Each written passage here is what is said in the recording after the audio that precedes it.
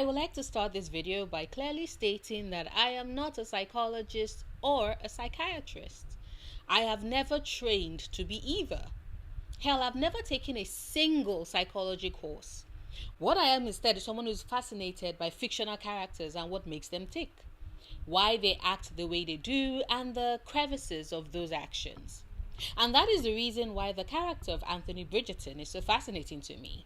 Because I like to watch random episodes of the show, and when I do, different thoughts pop into my head. Like, for example, does Anthony Bridgerton have a death wish? Is the hedonism we see his character exhibit in the course of the show, at least the first season and start of the second one, tied to his resignation he has towards life and the weird interest he has in his dying? Is he a man even more traumatized than we had initially thought? Want to explore these questions with me? Well then, keep watching. Now, the reason why I had this thought was because, like I said, I was watching select episodes of the show, and when I got to the scene where Anthony finally gets his head out of his ass and realizes just how big a toad Nigel Burbrook is. I'm talking show Nigel, of course. Book Nigel is so much better.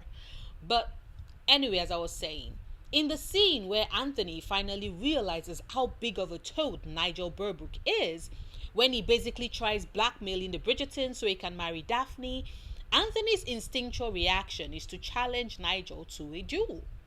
And I'm watching the scene and I brush it off because Nigel is an ass and I was desperate to have Anthony shoot him in the ass. Of course, my brain at this point had conveniently forgotten all the many instances where the challenger of a duel sometimes was the one killed or injured in said duel. Probably because somewhere subconsciously I was working with the assumption that Anthony was the better shot. But anyway, I was cheering when he suggested a duel, even though Daphne and Violet found a safer way to manage the situation. Then, a couple of episodes later, Anthony stumbles on Simon's tongue down his sister's throat, hands all over her breasts, and loses his mind, following it up with calling for a duel. Now, that I understood as well. And before anyone comes talking about that scene, please remember that Daphne is a young lady from a titled family. She isn't like a working class opera singer like, say, Sienna. The rules are different for young women of the nobility, and as such, Simon did besmirch her honor by acting that way with her when he had no clear desires or intention to marry her.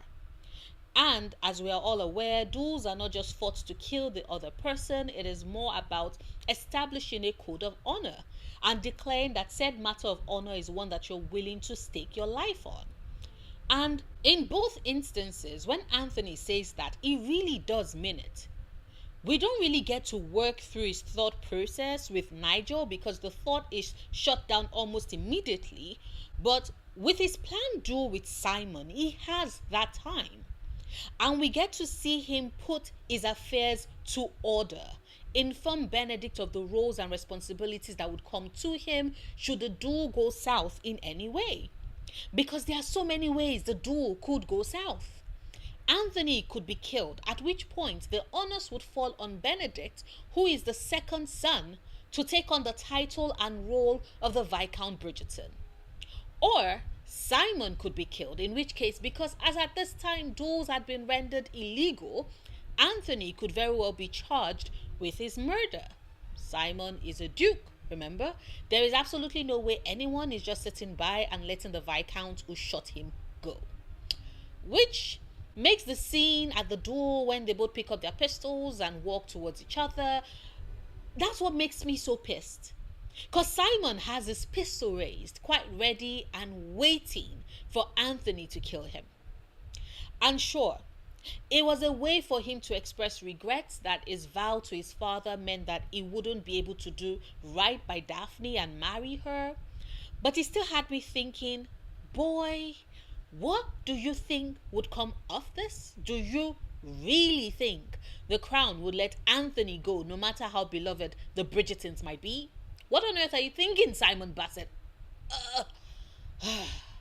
Anyway, he sets his things in order with Benedict and then hurries off to Sienna, where he tells her of the upcoming duel and the two options available to him. He would either be killed, at which point all is over, Or he would have killed Simon, at which point he would have to run away far from society, change his identity, and have the freedom to live with Sienna. And of course, they proceed to have sex that night before Anthony heads off to the duel the next morning, which never happens because Daphne shows up early enough, thank the gods, to stop the two dunderheads from doing the absolute worst thing that they could do. But that's not the point I want to focus on, however. Not the sex with Sienna, because sure, season 1 showed us an Anthony who was in love with Sienna, and I know this upsets a lot of people, but I happen to belong to the camp of those who believe that it is perfectly fine to have had other loves in a romance novel, as long as when it's time for the one to show up, they remain the one. Unless, of course, it's a polyamorous relationship, at which point it can be the many. But you get my drift. Anthony's feelings for Sienna cannot compare to his "you're the bane of my existence and the object of all my desires" with Kate. But as I was saying, every time I go back to that particular scene with Sienna, what often pulls my focus to the build-up leading to it, i.e. him packing things up and settling his affairs in order, handing over to Benedict in case the worst happens, and then going to be with Sienna that same night after his talk with her, is the peace that he seems to radiate. Those two scenes make it seem like whether he dies or gets to run away and live a life of obscurity with Sienna, Anthony Bridgerton would be free and at peace. And that realization unlocked something in me, because I realized that that desire could very well be what was driving Anthony's death wish. The speed with which he always reaches for the duel as a way to resolve the issues at hand. The way he's quick to defend Daphne and his family's honor, even if it's at the cost of his own life, has me wondering if, like other people who do have a death wish, Anthony Bridgerton in season 1 did not find his life valuable enough to try and keep it. If we follow through on the train of thought that Anthony, the minute after Edmund died, in those moments where he's standing stunned as everyone around him basically informs him that he's now the new Viscount and has to take on that role and give commands on what should happen next as befitting his new title, if we follow through on that thought, that was the moment when Anthony realized that his life would never be his again, that his life would not be his to live anymore, that it would be the one saddled with the responsibility of holding on to his family so things don't crumble all around them, then is it possible that that was the point where he subconsciously realized that he was in this for the long haul and that there was no way out except maybe death?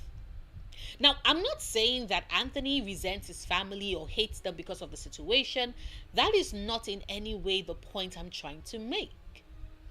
What I want to say, however, is that when people feel overwhelmed, when things get too tough and life just gets incredibly hard, some people tend to check out. Violet Bridgerton does that after all, at least for a while as her family struggled. Others aren't able to check out, and instead it just builds and builds until they are stifled and suffering underneath the weight of all those expectations, the weight of having to be the rock, the solid support, of being the only one who can actually handle the role and the responsibility. And next thing we see, they find themselves constantly reaching for a duel as a way in which to establish and defend their family's honor, knowing fully well that it could also be a potential escape for them as well. Back in season 1, episode 1, when Simon mentions to Anthony his frustration about all the mamas of the town constantly circling him, hoping that they could match him with one of their daughters, Anthony points out that he should be getting ready to marry and settle down.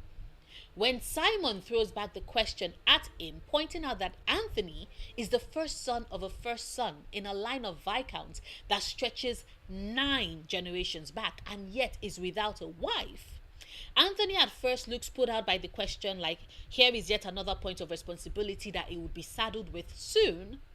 But then he perks up and raises his glass on a toast as he points out with a smile that he has something that Simon doesn't have: brothers. And that was yet another scene that does confirm it for me. Anthony Bridgerton might be filled with the creeping dread that the only way he will be able to escape the responsibility of his title and his family is by dying. But he also knows that should the worst happen, he does have brothers who can step in and help save the Bridgerton name. Which is another reason why he's able to continue to suggest those annoying duels. Because he knows there's a way out. Of course, one could always point out that with just how rakish Benedict Bridgerton is, there is nothing saying that he would not run afoul of an entanglement that would have had him put in the middle of a duel too. Even if he only goes for divorced women or much older women with no jealous husbands in tow.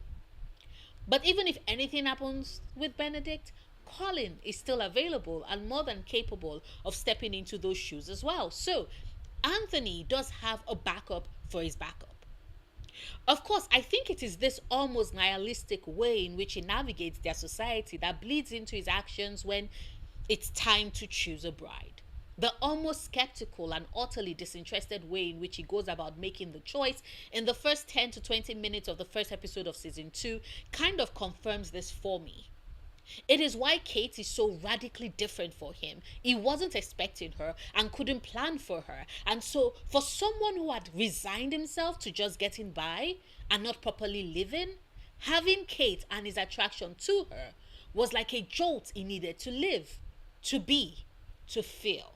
Which is, of course, why he reacts by going full DEFCON 1 and trying to eradicate his feelings for her, even as he can't stop feeling drawn to her. Because with Kate, he can't be on autopilot anymore, silently waiting for death.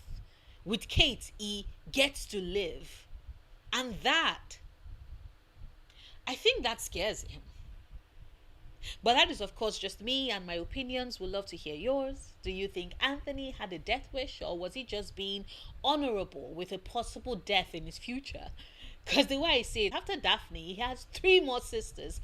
Without Kate in his life, that man would not have made it. He most certainly would not have survived Hyacinth's coming out to society. But like I said, would love to hear your opinions as well. Please do drop them in the comments. Like this video if you've watched this far and haven't done so yet. Share it if you want. Support me on Patreon if you can. And until tomorrow's video, do remember, obsessing over the things you love, perfectly valid coping mechanism.